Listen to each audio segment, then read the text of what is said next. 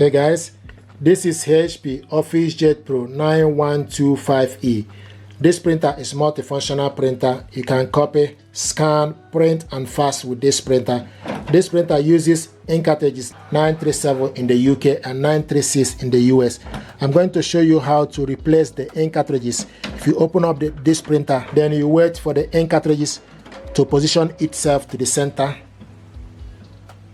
Now to replace the ink, you need to push the ink down and remove it. You need to go forward movement and back. So push down to remove particular ink. This is black. Push down to yellow and remove.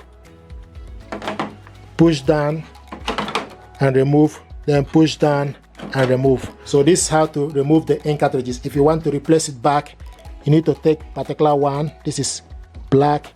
Go in, push it down, followed by yellow. You see this color, then you go into the yellow, followed by red.